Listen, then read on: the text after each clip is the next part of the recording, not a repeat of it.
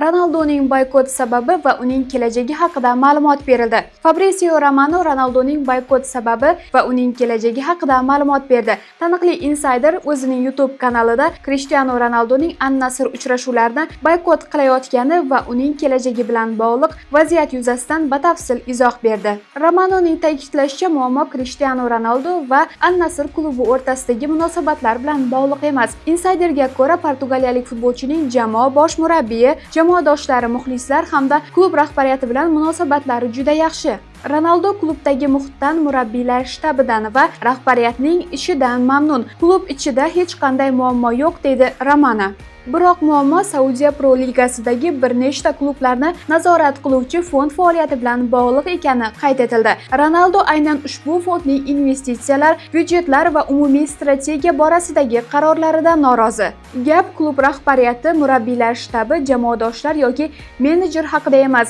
Masala eng yuqori darajadagi boshqaruvga taalluqli. Buni aniq tushunib olish muhim, deya qo'shimcha qiladi insider. Romanoning so'zlariga ko'ra, Cristiano Ronaldo Al-Nassr bilan munosabatlarni uzmoqchi emas. Futbolchi Saudiya Pro Ligasidagi ayrim klublar va ularni boshqarayotgan tizim bo'yicha qabul qilinayotgan qarorlardan norozi xolos. Shuningdek, boykot hujumchi zarariga ishlamoqda.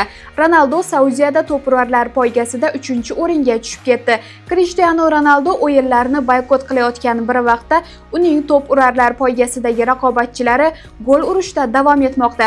Yaqinda portugaliyalik futbolchi to'p-urarlar ro'yxatidagi peshqadamlikni Al-Ahli a'zosi Ivan Toniga boy bergan edi. Endi esa portugaliyalik yulduzdan Al-Qodisiya hujumchisi Julian Quinones ham o'sib ketdi. Ronaldo hisobida hamon 17 ta gol mavjud. Ingliz va meksikaliklar futbolchilari esa mos ravishda 19 va 18 martadan raqiblar darvozasini ishg'ol qilishgan. Payshanba kuni o'zining 41 yoshini nishonlagan portugaliyalik futbolchi shu yozda Saudiya Arabistonini tark etishi mumkin. Futbolchining hisoblashicha, Saudiya Arabistoni suveren jamg'armasi Al-Nassrga qaraganda Al-Hilolga ancha ko'proq yordam bermoqda. Shu sababli chempionatda halol raqobat bo'lishi imkonsiz. Al-Nassr Zone nashrining Saudiya ommaviy axborot vositalariga tayanib xabar berishicha, forvard klub rahbariyatiga samarasiz boshqaruv bilan bog'liq vaziyat hal etilmagunga qadar chempionat bahslarida ishtirok etmasligini ma'lum qilgan. Ma'lumot uchun, Ronaldo Saudiya Arabistoni chempionatidagi so'nggi uchrashuvni